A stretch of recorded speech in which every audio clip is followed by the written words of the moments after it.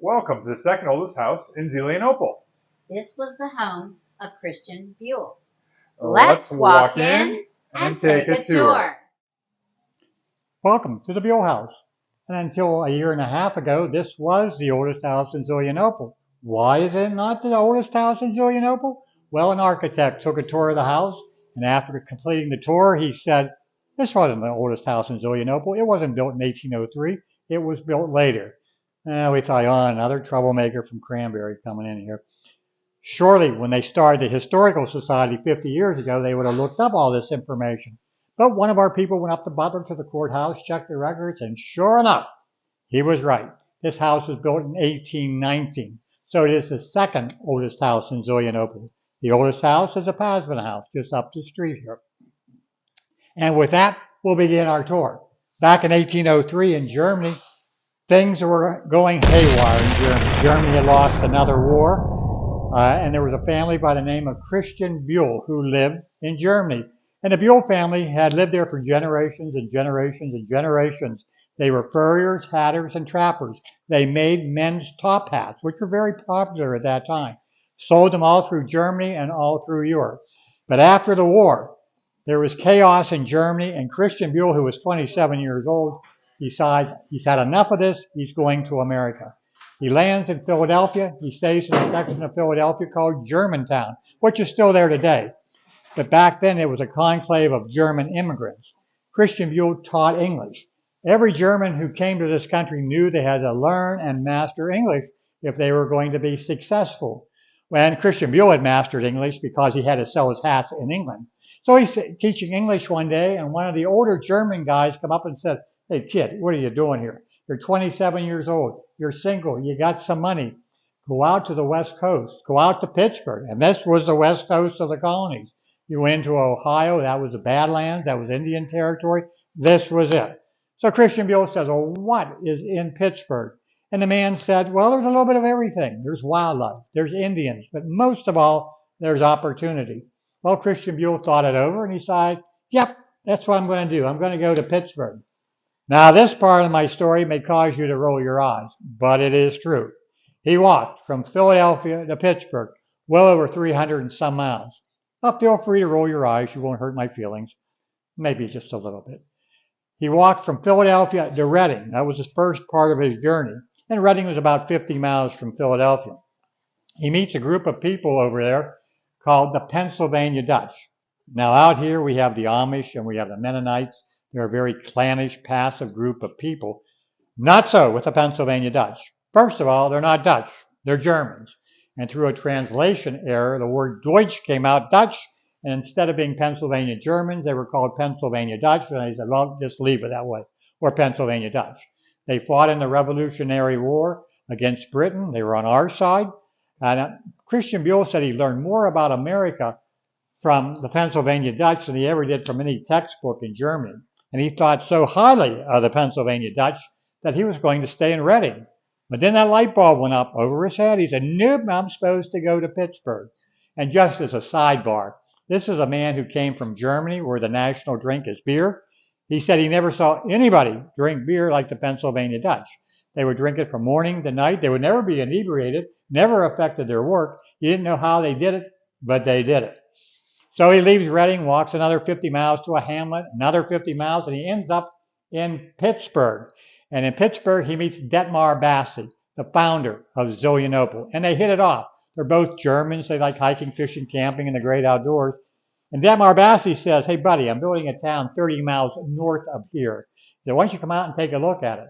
Well, Christian BUHL, who just walked 300 and some miles from Philadelphia, said walking 30 miles out to Zelienople, that would be nothing. So he walks out here. He comes through town. The first thing he notices is the Connequenessing Creek.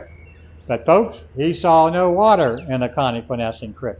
He saw money in the Connequenessing Creek. Back in Germany, he was a furrier, a hatter, and a trapper.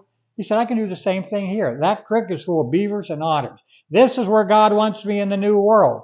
So he settled down, built a log cabin on the north side of town, set up his traps, caught beavers, processed the pelts, made beautiful men's top hats, and took them to Pittsburgh. And he sold them at top dollar.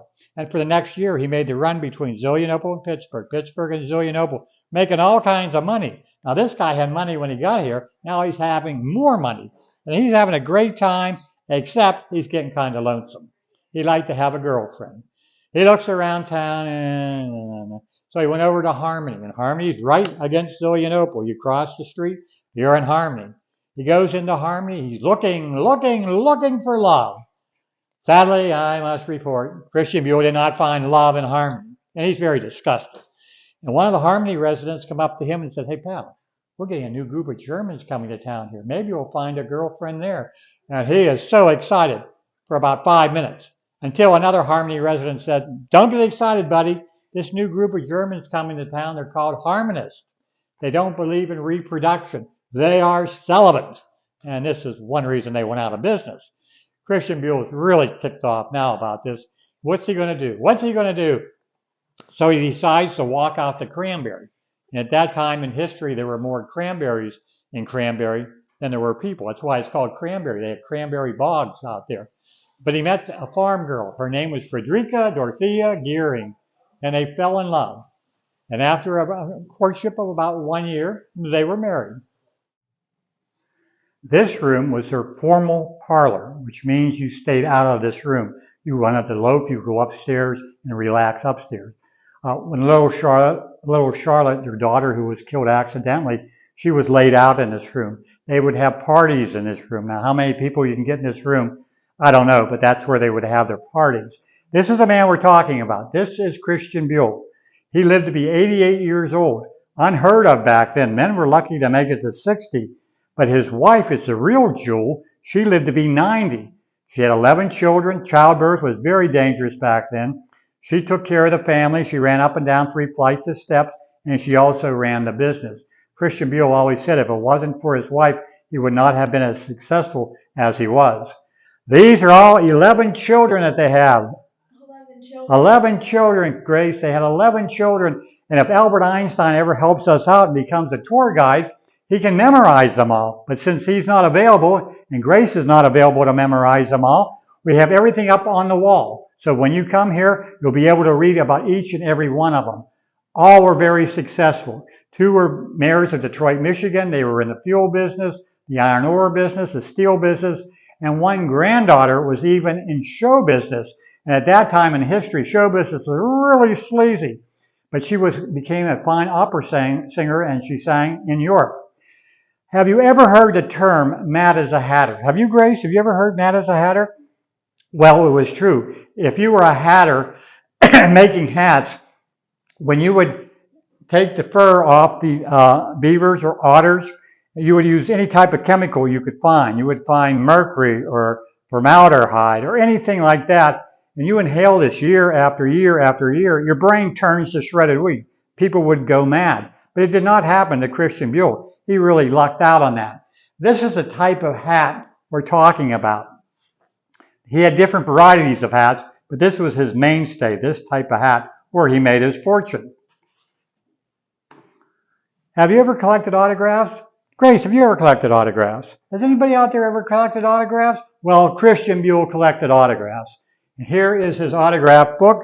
It's right in our case here. It's very fragile. If you came to the BUHL House today, he would get your autograph, and he would remember you. Grace, did he get your autograph when you were here? He did. So anybody coming in would get their autograph. And why did he do that? Because he had a very good memory, and if you came back 2 years later or 5 years later, he would remember something about you.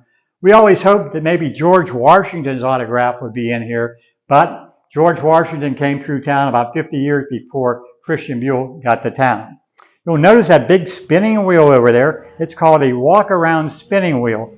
And if you were a wealthy family, you had it. Or if you were in the fur business, you had it. All the girls had to learn to sew because that was part of being in the fur business. Well, thank you for taking a brief tour of the BUHL House. We cordially invite you to come back every Thursday night between May and Halloween in October.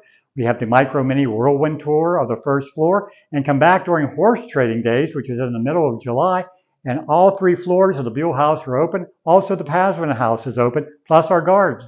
And it's free back then. So on behalf of my colleague Grace and the rest of the staff of the Zelienople Historical Society, thank you for being with us.